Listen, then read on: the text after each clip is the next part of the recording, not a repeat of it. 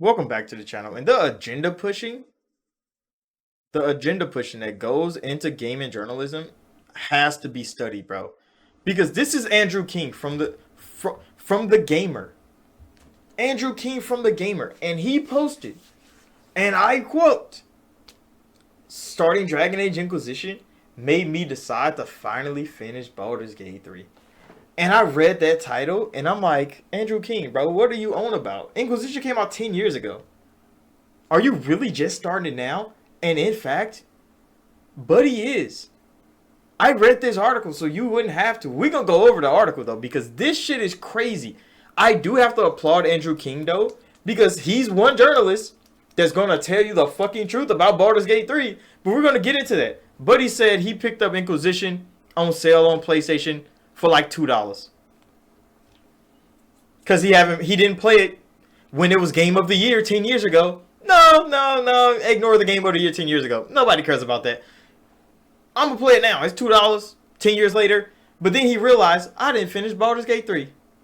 And boy, does he talk about Baldur's Gate 3. He tried to talk down on Dragon Age. He just talking about how painfully tame it is in its politics. I mean, it's a vague game. It's a real big game full of very very minute things that build up into like a bigger one. So like when the game starts, like the Herald of Andraste, you becoming the Inquisitor, like you're on the outside looking in the whole Dragon Age Inquisition. Of course, he doesn't understand it because he probably ain't played the other Dragon Age games either. I mean, he's going back to play a 10-year-old game. But then he talk about how Larian is already one of his all-time favorites. Lovely. I mean, he's talking about Baldur's Gate 3. But, Baldur's Gate 3 is one of his all-time favorites.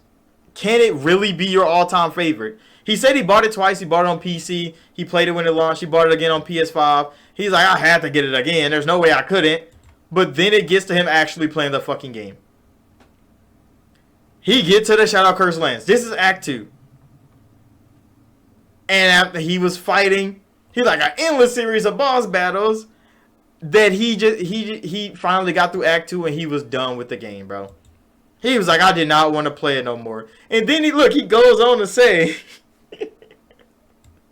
he played a bit in Act 3, he stepped away from the game for a year, bro. He said he came back a couple times, put in a couple hours here and there. And it was like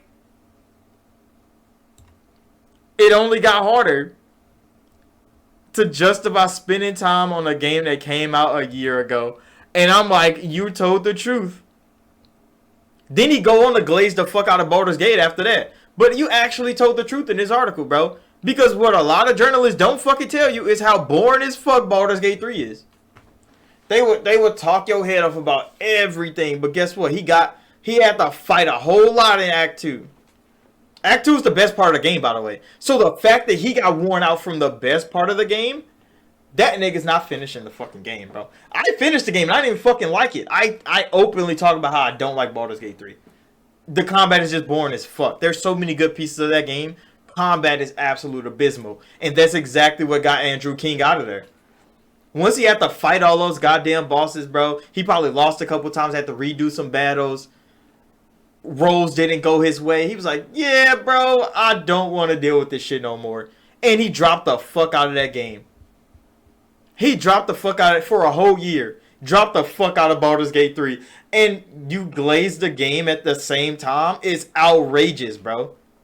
Comparing it to 10-year-old Inquisition is even crazier.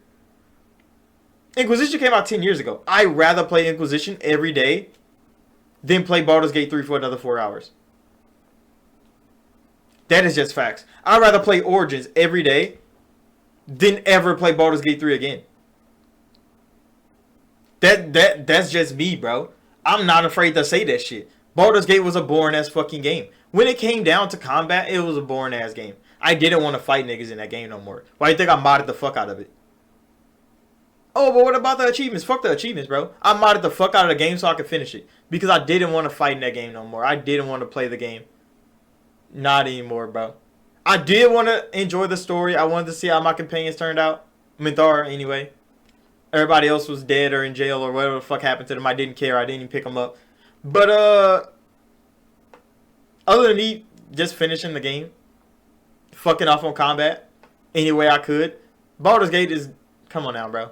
It wasn't a good time, and I'm glad that he actually showed that he did not have a good time in that fucking game. He does glaze the fuck out of it after. He calls it the best party-based RPG of all time. What? He called Inquisition a mediocre RPG. What? I mean, you didn't play it when it came out 10 years ago. It was Game of the Year for a reason 10 years ago. Would it be Game of the Year now? No, because there's a whole lot of big open space with nothing to fucking do. But it was Game of the Year 10 years ago. It was the biggest RPG 10 years ago. So the fact that he could talk down on it now and then talk about how horrible Baldur's Gate 3 was for him and how he still glazed it is crazy, bro. This is gaming journalism at its finest. This is narrative pushing at its finest. This is agenda pushing at its finest, bro. And I just had to share that with y'all. So make sure to hit that like button, subscribe, because I love just talking about gaming journalists and the shit that they write on the internet, bro. And I'm going to go play actually good games, bro. I'm going to be playing Dragon Age. I think Dragon Age won our poll.